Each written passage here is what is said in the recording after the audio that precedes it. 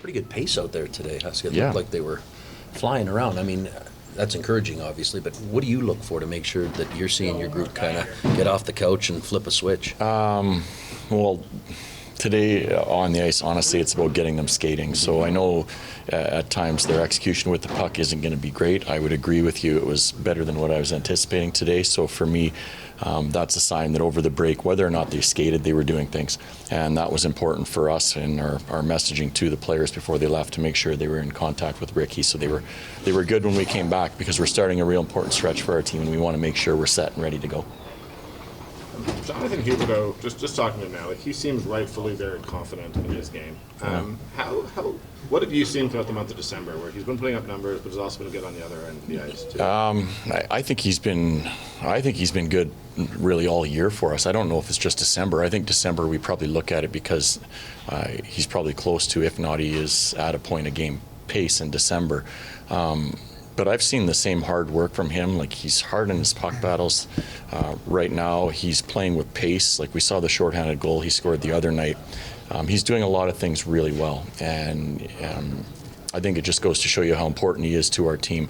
Offensively, of course, yes, we need him to continue to do what he's doing, but the other side of it as well with the situations that we have to use him in, and he's earned that opportunity because he's done such a good job. I'm not trying to call him old in any way, but guys his age, like it can be hard to evolve their game. How impressive is it that he's managed to sort of add these things and become a different player?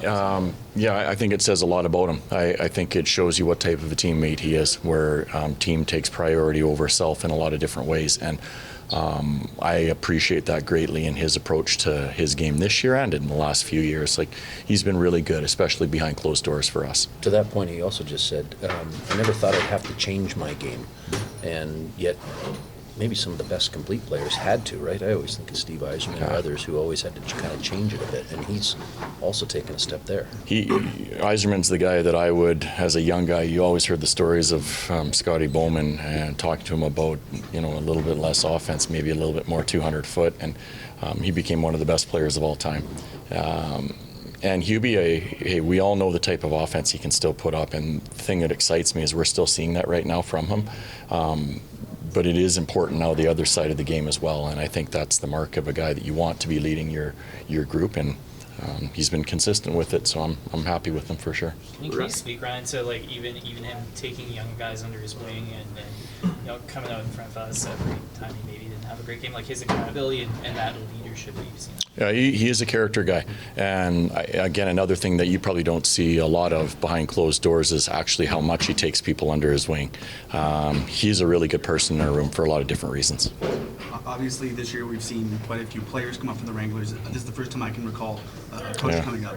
Obviously, not the best circumstances, but what makes Trent Cull the right guy to fill this need for this group? Well, in losing Lars was a presence for us in the room. I felt like Lars had some swagger, and he has been a head coach before, and you could see that in him. And I feel with my time around Trent, he has that as well. So I do think that's important for someone to walk in the dressing room and have a presence about him.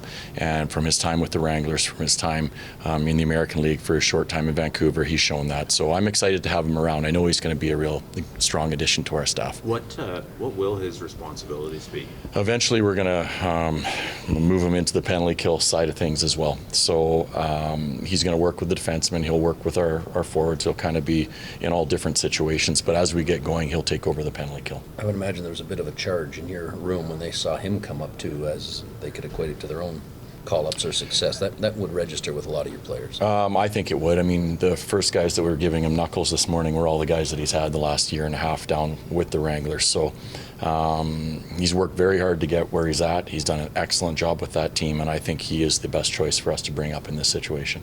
Any talk about going team, like coaching staff-wide dusters now? I'm not allowed to grow a duster. It's so awful. So it won't happen on my end. When you came up originally from the AHL, the guys you had, did they give you that kind of reception when you came up? Raz was great all the way through, but for me, and quite honestly, I hope it happens for Trent too, Mark Giordano was the best for me because he was the guy that he kind of grabbed everybody along. So it could have been easy for him just to kind of be standoffish, but he was like, whatever you need from me, I'm here. And he made my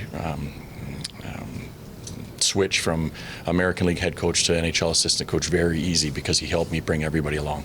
Ryan, when you mentioned kind of a difficult stretch coming up, I think one of the players said 22 and 44. Is that 22 and 43? Yeah. And so is that the stretch you're kind of looking at as this is the next grind of our season? It's one of them for sure. We break that down further as we get going, but sometimes I think it's important for the players to recognize what they're going to see here over the next little while. We have 11 on the road, 11 at home, so it's split pretty nicely for us. We have 5 back-to-backs, so there's a lot of hockey that's going to be played by our team. It's important to recognize that we're going to need everybody to be at their best during this stretch, and for us that starts tomorrow night in San Jose. Any, I guess, insight on the tape, like the pre-scout you've done on why Macklin Celebrini is a point-per-game guy as an 18-year-old in this league? Yeah, I have watched their power play here over the Christmas break, and it doesn't take you long to see the type of player that he is. Like, he's very much, when I watched Connor Bedard last year the first time, he's very much that type of player where he's very dynamic on his own, and you can see how special of a player this young man is going to be. So I'm not surprised at all he's at that pace.